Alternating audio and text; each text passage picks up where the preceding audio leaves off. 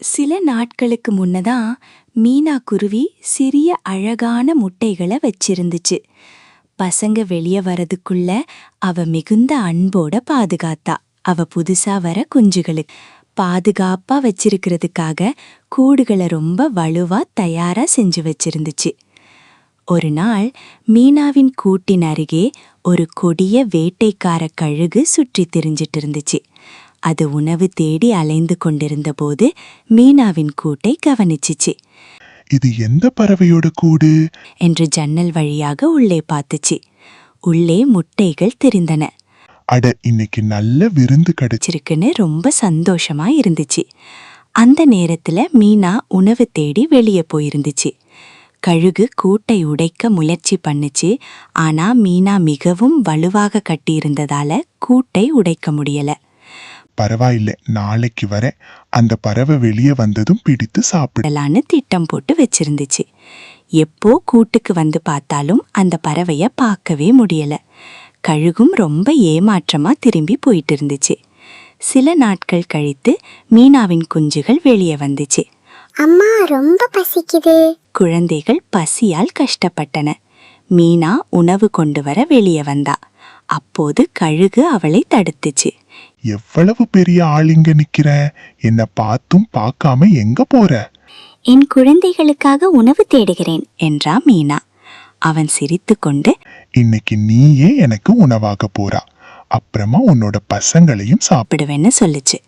அப்போ கழுகுக்கு ஒரு யோசனை வந்ததுச்சு. சரி, உன்னை இப்போ சாப்பிட மாட்டேன், ஆனா தினமும் எனக்காக உணவு கொண்டு வந்து தரணும். ஒரு நாள் தவறினாலும் உன்னோட குழந்தைகளை சாப்பிட்டு விடுவேன். மீனா பயந்து ஒப்புக்கொண்டாள். அவள் தினமும் உணவு கொண்டு வந்து அவனுக்கு கொடுத்துக்கிட்டு இருந்துச்சு. இதையெல்லாம் காகம் கவனித்து கொண்டிருந்தான். அவன் ஆச்சரியப்பட்டான். இந்த மீனா குருவி தினமும் யாருக்கு உணவு கொண்டு போறா?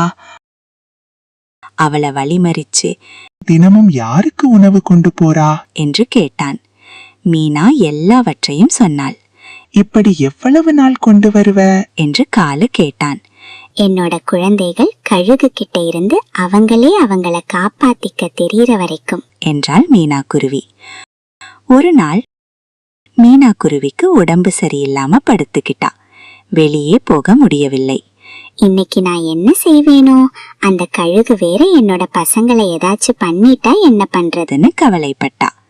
அந்த நேரத்துல கழுகு கோபமாக காத்திருந்துச்சு. இன்னைக்கு உணவு வரவில்லை, இனி அவளது குழந்தைகளை சாப்பிட்டு விட வேண்டியது தான தீர்மானித்தான்.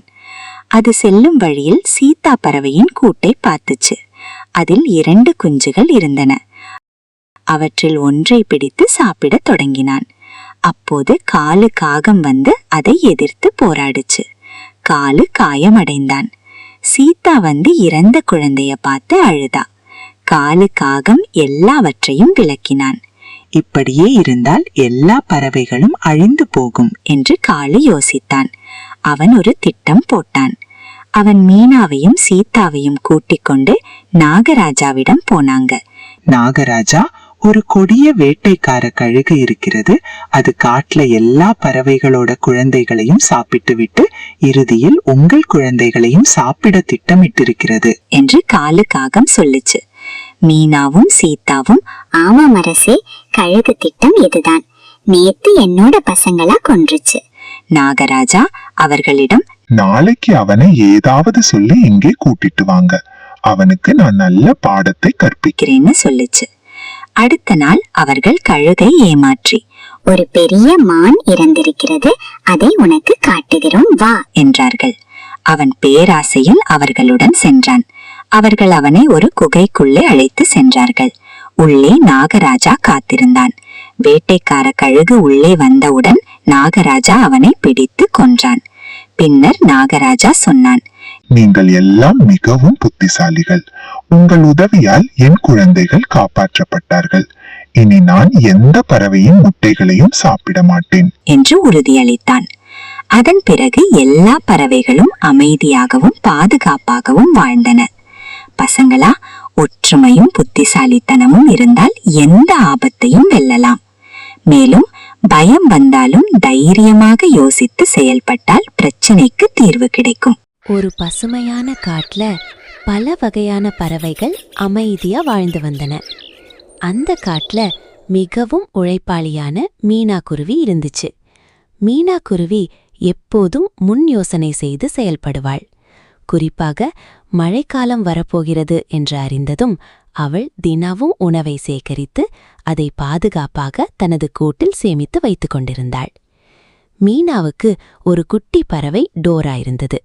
அது மிகவும் சுறுசுறுப்பாக இருந்தாலும் அம்மாவின் உழைப்பை பார்த்து சில நேரங்களில் ஆச்சரியப்பட்டது. அம்மா, இவ்வளவு உணவு எதற்காக என்று அது அடிக்கடி கேட்கும். அதற்கு மீனா சிரித்துக்கொண்டு, மழைக்காலம் எப்போ ஆரம்பிக்கும் என்று தெரியாது. அப்போ வெளியே போய் உணவு தேட முடியாது. அதனால்தான் இப்போதே சேமிக்கிறேன் என்று சொல்லுச்சு. அதே காட்டுல காலு காகமும் இருந்தது. அது மிகவும் சோம்பேறி காகம். மற்ற பறவைகளெல்லாம் உழைத்து உணவு சேகரிக்கும்போது அது ஒரு மரக்கிளையில் அமர்ந்து பார்த்து கொண்டிருக்கும். பிறகு பார்த்து கொள்ளலாம் என்று சொல்லிக்கொண்டு அது நேரத்தை வீணடித்துக் கொண்டே இருந்தது. சில சமயம் அது தேவையான அளவு உணவை மட்டும் சேமிக்கும், மீதி நேரம் தூங்கிக் கொண்டே இருக்கும். ஒரு நாள் மீனா உணவை எடுத்துக்கொண்டு வரும்போது காலு காகம் அவளை பார்த்து, ஏன் மீனா இவ்வளவு உழைக்கிறாய்? கொஞ்சம் ஓய்வெடு, பிறகு சேமிக்கலாம் என்று சொல்லுச்சு. அதுக்கு மீனா, மழை காலத்தில் ஓய்வெடுத்துக் கொள்ளலாம் காலு. இப்போது உழைத்தால்தான் அப்போது நிம்மதியாக இருக்க முடியும் என்று சொல்லிட்டு அங்கிருந்து பறந்து போச்சு. சில நாட்களில் மழைக்காலம் ஆரம்பித்தது. கடும் மழை பெய்ததால் எல்லா பறவைகளும் தங்களது கூடுகளில் பாதுகாப்பா இருந்துச்சு. வெளியே சென்று உணவு தேட முடியவில்லை. அந்த நேரத்தில் மீனாவின் குட்டி மீண்டும் கேட்டது, அம்மா, இவ்வளவு உணவு சேமித்து வைத்தது நல்லதுதான். இப்போ நமக்கு எந்த கவலையும் இல்லை. மீனா புன்னகையுடன் தலையசைத்தாள். ஆனால் அந்த காகம் அது மிகவும் பசியால் தவித்தது. ஒரு இரவு அதுக்கு ரொம்ப பசியாகிவிட்டது. மீனா கிட்ட போய் கேட்டா அவ உணவு கொடுப்பான்னு நினைத்து மீனாவின் வீட்டிற்கு பறந்து சென்றது. ஆனால் போற வழியில மீனா என்ன பத்தி என்ன நினைப்பான்னு நினைச்சு காகம் வெட்கப்பட்டு திரும்பி வந்தது. பசி அதிகரித்ததால் காகம், நாம போய் கேட்டாதானே கேவலமா இருக்கும், தெரியாம எடுத்துக்கிட்டு வந்துட்டா யாருக்கு தெரிய போகுதுன்னு திருட்டுதான் ஒரே வழின்னு நினைச்சு அது இரவு தோறும் ஒரு பறவையின் வீட்டிற்கு சென்று உணவை திருட ஆரம்பித்தது. தினமும் ஒரு பறவையின் வீட்டிலிருந்து உணவு காணாமல் போக ஆரம்பித்தது.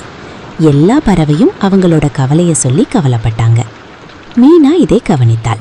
யாரோ திருடுறாங்கன்னு அவ சந்தேகப்பட்டா. ஒரு நாள் அவள் மறைந்திருந்து பார்த்தாள். அப்போது காகம் திருடுவதை அவள் கண்டுபிடித்தாள். அடுத்த நாள் காகத்திற்கு ஒரு பாடம் கற்பிக்க வேண்டும் என்று முடிவு செய்தாள். தனது வீட்டில் வைத்திருந்த தானியங்களுக்கு பதிலாக ஒரு சிறிய நண்டையை கொண்டு வந்து உணவு வைத்திருக்கும் மூட்டையில் வைத்தாள். இரவில் காகம் வழக்கம் போல் மீனாவின் வீட்டிலிருந்த தானிய மூட்டையை தூக்கி சென்றது. ஒரு மரக்கிளையில வச்சு, இன்று மீனாவின் வீட்டில் நல்ல சுவையான உணவு இருக்கும் என்று நினைத்து மூட்டையை திறந்துச்சு. அந்த நேரத்தில் உள்ளே இருந்த நண்டு கோபமாக, நீதான் என்னை மூட்டையில் அடைத்தையா என்று காகத்தின் மூக்கை கடித்தது. ஐயோ, காப்பாத்துங்க என்று காகம் கத்திக் கொண்டு பறந்தது. வலியால் அது மிகவும் துன்பப்பட்டது. அந்த நேரத்தில் அங்கு வந்த மீனா காகத்தை பார்த்து அமைதியா சொல்லுச்சு, திருட்டு செய்து வாழ்வது சரியல்ல.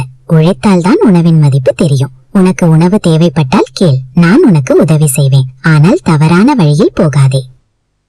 காகம் வெட்கப்பட்டு தலை குனிந்தது.